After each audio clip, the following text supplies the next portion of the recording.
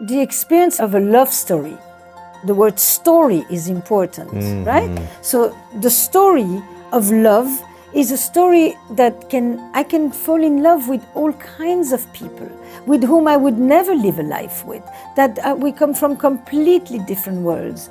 We have different aspirations, different values, but in the midst of that, something very precious unfolds between us in a very small container that is deeply intimate and often deeply erotic.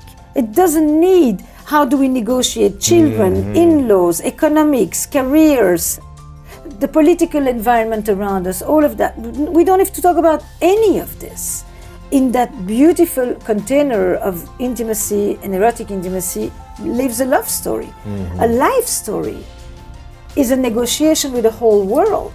A life story, first of all, goes through a developmental arc. I may meet you in my 20s and here I am in my 40s, 50s, 60s. So it's a developmental arc. It exists over time. It needs to include change. It needs to include the addition and subtraction of new people, the death of people and the birth of people sometimes. It needs to include how we negotiate with all our friends. A love story can live alone in a little room without seeing anybody.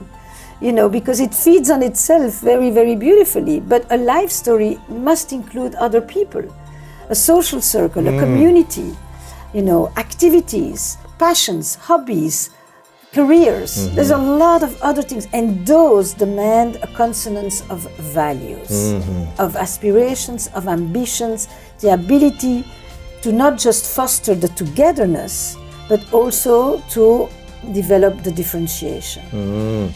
It's us and it's you and me. It's the together and the separate. And sometimes when people fall in love or when people have incredible sexual connection, they think that also means that they can build a life together. And sometimes that's the case and other times it's not. It is not a guarantee. A powerful erotic connection doesn't necessarily mean that you can also straddle a whole set of life experiences. If you want to really take on the big myths, it's the notion that we are looking for the one and only. The one and only, my soulmate. Is my everything. Yes, my everything. Your soulmate used to be God, not a person. You know, the one and only was the divine. And with this one and only today, I want to experience wholeness and ecstasy and meaning and transcendence. And I'm going to wait 10 more years. We are waiting 10 years longer to settle with someone, to make a commitment to someone, for those of us who choose a someone. And if I'm going to wait longer, and if I'm looking around, and if I'm choosing among 1,000 people at my fingertips, you bet that the one who's going to capture my attention is going to make me delete my apps better be the one and only. So in a period of proliferation of choices, we at the same time have an ascension of expectations about our romantic relationship that is unprecedented. We have never expected so much of our romantic relationships as we do today in the West. It seems like a lot of pressure. It's an enormous amount of pressure. So that's the first myth. And the notion of unconditional love that accompanies this is that when I have that one and only, I have what you call clarity, but translated into certainty, peace, and freedom, you know, or safety, which is the other side of the same thing. So that to me is, if you want to set yourself up, really, the idea that you're going to find one person for everything is a myth. The second thing is, stop constantly looking at people as a product, where you evaluate them and you evaluate yourself. You know, in our market economy, everything has become a product, we included. And so love seems to have become the moment that the evaluation of the product stops. You have finally been approved when you have been chosen and when you choose. This is Eva Illouz, a sociologist who writes about this very beautifully. It's like love finally becomes the moment you can experience peace. You're no longer looking, selling yourself, proving yourself, trying to capture somebody's attention. It's exhausting.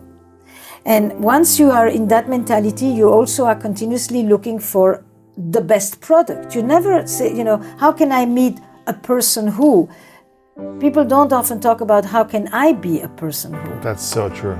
Okay, so it's what you're looking for in the market economy of romantic love rather than who are you? How do you show up? What do you bring? What responsibility do you take? How generous are you, etc. Absolutely. Second thing, for what I think sets you up for a better relationship.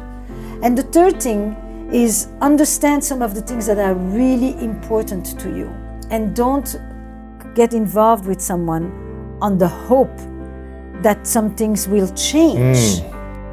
The notion of unconditional love is a myth. Adult love lives in the realm of ambivalence, which means that relational ambivalence is part and parcel of all our relationships. We have it with our parents, our siblings, our friends, which means that we continuously have to integrate contradictory feelings and thoughts between love and hate, between excitement and fear, between envy and contempt, between boredom and aliveness. You continuously negotiate these contradictions. That ambivalence and living with that ambivalence is actually a sign of maturity rather than continuously then evaluating. See, in the beginning you evaluate, is this the right one? Is this the one and only? Is this the... Then it becomes, shall I stay or shall I go? How do I know I have found the one? Is the pre-marital or the pre-commitment relationship, and then afterwards it becomes, is it good enough? So that's the unconditional love. No, we live with ambivalence in our relationship. There are periods where we think, what would life be like elsewhere? And then we come back and then we say, I can't imagine it without it. This is what I've chosen. I'm good here. But it's a conversation. The idea that you will be accepted unconditionally is a dream we have for our parents when we are babies. It's not part of adult love.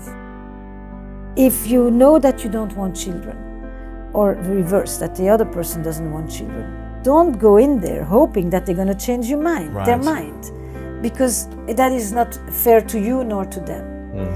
If you are with someone who says, I do not want to marry, and you do, or if you are with someone who says, I see love plural, I do not see myself just with one partner, and this is very clear to you that that's not okay or that you want it differently, listen to yourself. Those are values that involve life decisions that you don't sit there waiting till they're going to catch up with you. If I ask people all over the world, by the way, when do you find yourself most drawn to your partner? Not sexually attracted, just drawn to. When other people are interested in them, or? That's one of them.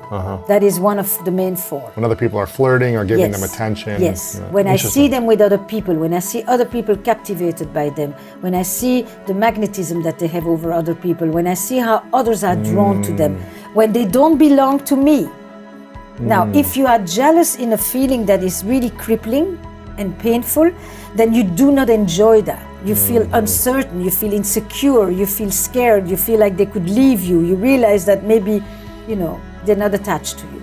But if you are more grounded and if you feel more secure in your connection to your partner and to yourself, then when you see that experience, you have a tingling of jealousy, but it is a jealousy that actually increases your appreciation for your person. Interesting. When I say the first four, it's just simply because I've gone around the world asking this question, and I just began to see themes, right? The first one is when I see my partner in their element. Yeah, doing their thing, doing their thing. Competent, radiant, in their element. It could be on stage, at work, on a horse, on a slope, but it is basically when they are self-sufficient and when they are radiant and they're in their element and they're passionate about something and they are alive. And all of those things also mean that I am not needing to be burdened by a certain form of emotional caretaking. She doesn't need They don't need me. Yeah. That's it. And when they don't need you, you can want them. Not needing you clears the pathway for desire. It allows you to want. Because if you were needed and you need to take care of them, then you are loving, but you're not necessarily desiring. And what happens over time when people say this, and the admiration is extremely important here, because I think it's much bigger than respect. Admiration involves a certain idealization, and it means that there is a sense of otherness. She's different, she's other, she's her own thing. And in this space between her and you, between me and the other, lies the erotic elan. And when people ask about sustaining desire in the long haul, this is the place. A good relationship is a foundation with wings. So you feel the stability that you need, the security, the safety, the predictability as much as you can, as much as our life allows us. And at the same time, you have the wings to go and explore, discover, be curious, be in the world, sometimes together and sometimes apart.